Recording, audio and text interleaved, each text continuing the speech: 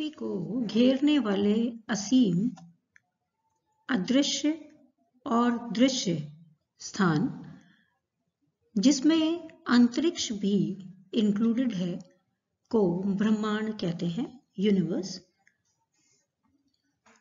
इस ब्रह्मांड का हमें बहुत ही सीमित ज्ञान है। इसमें 100 अरब से भी अधिक गैलेक्सियां पाई जाती हैं। एक गैलेक्सी में 10,000 करोड़ सितारे और असीम मात्रा में गैस और बादल पाए जाते हैं। आकाशगंगा भी एक ऐसी ही गैलेक्सी है जिसमें हमारा सौर मंडल पाया जाता है। इस आकाशगंगा को मिल्की वे गैलेक्सी भी कहा जाता है। इस वीडियो में हम सौर मंडल के बारे में चर्चा करेंगे।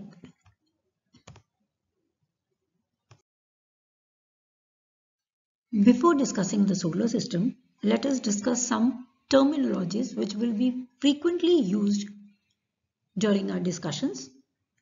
One such term is photon, which means a quantum of visible light or other forms of electromagnetic radiations coming from the sun. Photon या प्रकाशाणु प्रकाश और अन्य विद्युतीय चुंबकीय विकिरण के मूलभूत कण को कहा जाता है, जिसका कि द्रव्यमान 0 होता है। Second such term is retrograde, which means the planet is spinning backward compared to the other planets. Retrograde planet अन्य ग्रहों की अपेक्षा अलग दिशा में घूमता है। इसका एग्जाम्पल है वीनस या शुक्र ग्रह, जो कि अन्य ग्रहों के कंपैरिजन में सूरज का चक्कर अलग दिशा में लगाता है। Third is revolution. सारे ग्रह सूरज के चारों ओर एक परिक्रमा करते हैं। All the planets complete their revolution around the sun. और इनको अलग अलग समय लगता है, जैसे कि बुध ग्रह mercury, which is very close to the sun, it takes just 88 days to complete one revolution around the sun. उसी तरह से पृथ्वी अर्थ को 365.25 डे लगता है सूरज का एक चक्कर लगाने में, to complete one circle around the sun. उसी तरह से वरुण ग्रह को 164.9 वर्ष लगते हैं सूरज का एक चक्कर लगाने में। उसके बाद बात करेंगे हम रोटेशन की। रोटेशन इज कि हर प्लैनेट अपनी धुरी के ऊपर घूमता है और इसके अंदर भी हर प्लैनेट का रोटेशन पीरियड अलग अलग है।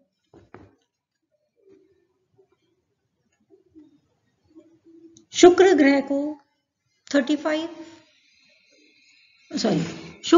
को 240 डेज लगते हैं अपना एक रोटेशन कंप्लीट करने में। पृथ्वी को 23 घंटे 56 मिनट लगते हैं अपनी धुरी के ऊपर घूम के एक सर्कल को कंप्लीट करने में। अरुण ग्रह को 10 घंटे 49 मिनट्स लगते हैं अपने आप का एक चक्कर लगाने में। The next term is stars. Star is a glowing hot gaseous mass in space, जिसका एक एग्जाम्पल है सन। और ये अपनी खुद की एनर्जी जनरेट करते हैं through the process of thermonuclear reaction, और उनसे वो चमकते हैं।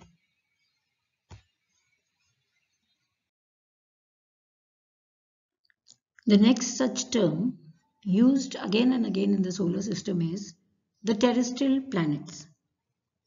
These planets have the composition and density similar to the Earth. स्थलीय ग्रह या चट्टानी ग्रह मुख्य रूप से सिलिकेट की शैलों से निर्मित होते हैं धातुओं से निर्मित ग्रह हैं और ये हमारे सौर मंडल के अंदर सूर्य के निकटतम ग्रह माने जाते हैं।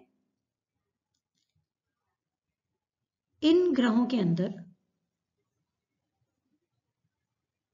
Mercury, Venus, earth and Mars को सम्मिलित किया जाता है। Next that we define during the solar system is the volume. Volume is the amount of space an object takes up.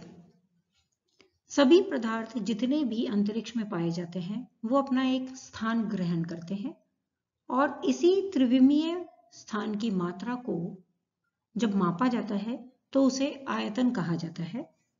और हर एक प्लैनेट का, हर सेलेस्टियल बॉडी का अंतरिक्ष के अंदर अपना एक आयतन या वॉल्यूम होता है। उसी तरह से एक इंपॉर्टेंट टर्म है ड्वार्फ प्लैनेट, बोना ग्रह। बोना ग्रह भी एक खगोलीय पिंड है जो कि सूर्य के चारों ओर अपनी परिक्रमा करते हैं। इनके अंदर पर्याप्त द्रव्यमान होता है जिससे इसकी गुरुत्वाकर्षण शक्ति द्रव्य स्थैनिक संतुलन प्राप्त करती है और ये लगभग गोलाकार बन जाते हैं। इनकी कक्षा जो है वो स्वतंत्र नहीं होती और किसी भी अन्य ग्रह की कक्षा को काट देती है। ये उपग्रह भी नहीं होते हैं और इसी परिभाषा को ध्यान में रखते हुए इंटरनेशनल एस्ट्रोनॉमिकल यूनियन ने प्लूटो को बोना ग्रह का नाम दिया था। Pluto was declared a dwarf planet on the basis of these characteristics, that is, it is surrounding the sun, but again it is entering the orbit of other planets and it is also not a satellite. The next important term is the planet. Planets are celestial bodies which orbit around the sun. They have the sufficient mass and they have their own fixed orbit. ग्रह भी खगोलीय पिंड होते हैं जो सूर्य के ओर चक्कर लगाते हैं और अपनी कक्षा के अंदर ही परिक्रमा करते हैं। इनका पर्याप्त गुरुत्वाकर्षण होता है जिससे ये ठोस पिंड की शक्तियों पर काबू पा सकते हैं और द्रव्य स्थैनिक हाइड्रोस्टैटिक संतुलन प्राप्त करते हैं जिससे उनका शेप जो है अराउंड गोलाकार हो जाता है। ये किसी भी पड़ोसी ग्रह के कक्षा के मार्ग में नहीं आते हैं। And one of the important characteristic of planet is they do not have their own light. They shine with the light of the sun. और ये इनको स्टार्स से अलग करती है। Then is Plutoids. ये भी celestial bodies होते हैं जो कि सूर्य के आसपास अपना चक्कर लगाते हैं।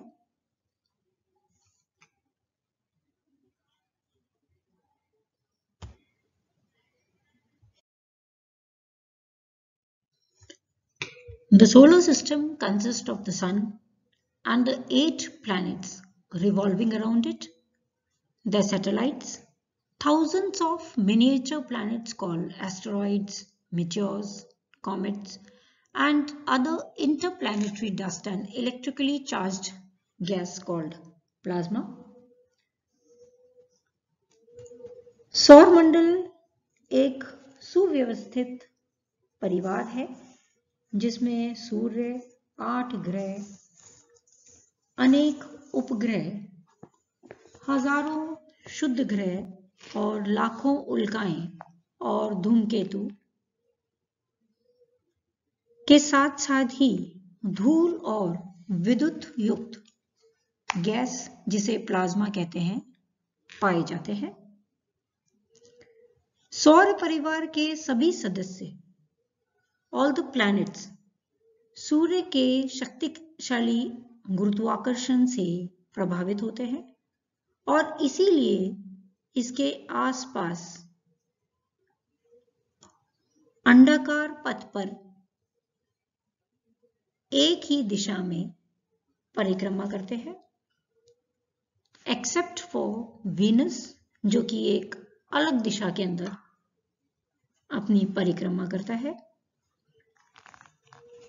सोलर सिस्टम के अंदर मर्क्यूरी, वीनस, अर्थ और मार्स, इन्हें इनर प्लैनेट्स का नाम दिया जाता है और इन्हें टेरेस्ट्रियल प्लैनेट्स भी कहा जाता है, जैसा कि हमने अपने टर्मिनोलॉजी में डिस्कस किया था। स्थलीय ग्रह, ये एस्टेरॉइड्स की बेल्ट के अंदर आने वाले ग्रह हैं, इसीलिए इन्हें नाम दिया जाता है inner planets. Jupiter, Saturn, Uranus और नेपच्यून, ये आउटर प्लैनेट्स हैं। प्लूटो भी एक आउटर प्लैनेट था, जिसे अब ड्वार्फ प्लैनेट का नाम दिया गया है, बोना ग्रह कहा जाता है। Jupiter, Saturn, Uranus and Neptune, ये गैसियस प्लैनेट या जोवियन प्लैनेट भी कहा जाता है, क्योंकि इनका मैक्सिमम कॉम्पोजिशन गैसेस से है। They are formed by a combination of different gases. Pluto is a big ball of ice. Mars और जुपिटर, मंगल ग्रह और जुपिटर के बीच में छोटे छोटे से रॉक्स के पीसेस पाए जाते हैं, जिन्हें एस्टेरॉइड्स कहा जाता है। ये एस्टेरॉइड्स शुद्ध ग्रह छोटे छोटे सौरमंडल के टुकड़े इनके बीच में पाए जाते हैं और इनकी जो रिंग बनती है, they have found in a great number and they are forming a ring around the sun। और इसकी जो रिंग बनती है उसे एस्टेरॉइड बेल्ट के नाम से जाना जाता है। इसके अलावा कॉमेट्स, धूमकेतु जिन्हें हम कहते हैं, या पुच्छल तारा, और मिटियोर्स, उल्का और उल्का पिंड भी सोलर सिस्टम का एक पार्ट है।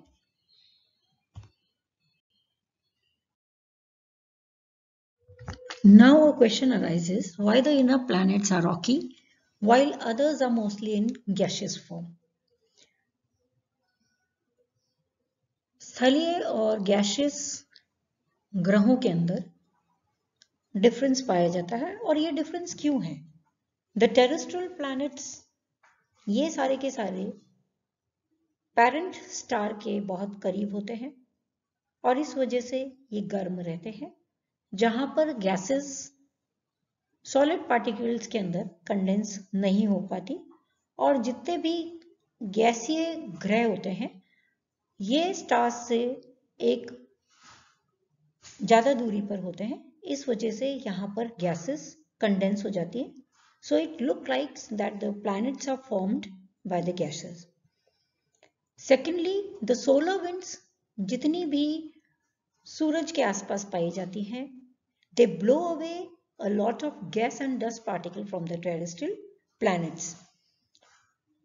and the gaseous planet, as they are located far away, the impact of the solar winds is less. Thirdly, the terrestrial planets are smaller in size and they have lower gravity. That is why they cannot hold the escaping gases. क्योंकि स्थलीय planets, ग्रह जो हैं वो छोटे होते हैं, इनकी ग्रेविटी कम होती है, इस वजह से जो गैसेस बाहर जाती हैं, एस्केप करती हैं, इनको ये रोक नहीं पाते। That is why they are rocky.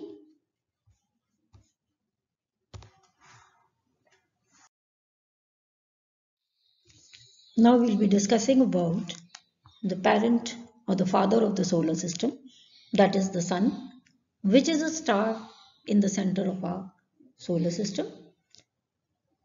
और सौर मंडल के सभी सदस्य सूरज की परिक्रमा करते रहते हैं। सूरज एक गर्म गैस का बहुत बड़ा गोला है जिसका व्यास 13,92,000 किलोमीटर है। इसका व्यास एक किनारे से दूसरे किनारे तक 109 पृथ्वियां इसके अंदर समा सकती हैं और पूरे सोलर सिस्टम का जो वॉल्यूम है, द्रव्यमान है, उसका 99.8% सूर्य के अंदर पाया जाता है। सूर्य का द्रव्यमान पृथ्वी के द्रव्यमान से 3,33,400 गुना अधिक है। सूर्य का क्षेत्रफल और इसका आयतन पृथ्वी के क्षेत्रफल और आयतन से 12,000 गुना और 13 लाख गुना अधिक है। सूर्य का गुरुत्वाकर्षण पृथ्वी के गुरुत्वाकर्षण से 28 टाइम्स है, जबकि पृथ्वी पर 1 किलोग्राम भार सूर्य पर 28 किलोग्राम भार के बराबर है। सूर्य के तल और केंद्र पर क्रमशः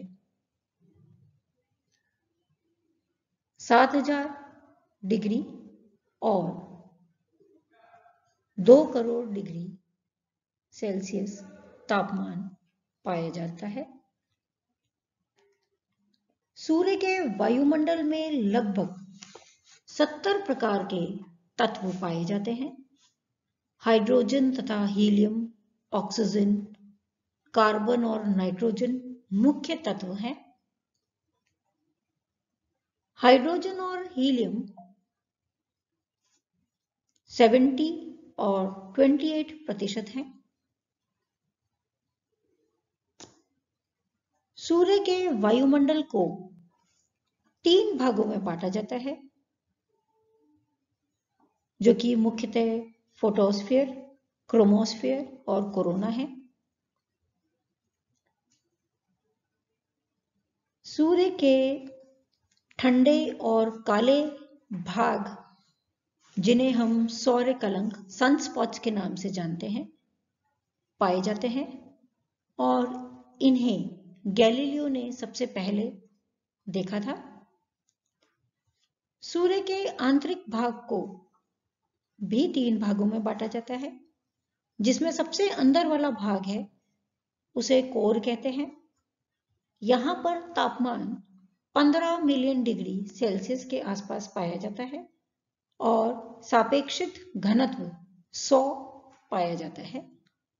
कोर के ऊपर रेडिएशन जोन होता है, जो कि सूर्य का 1/3 भाग कवर करता है और तापमान 2.5 मिलियन डिग्री सेल्सियस पाया जाता है। सूर्य का सबसे ऊपरी भाग संवहनीय खंड कहा जाता है, कन्वेक्शनल जोन कहलाता है, जिसका औसत तापमान 1.1 मिलियन डिग्री सेल्सियस पाया जाता है।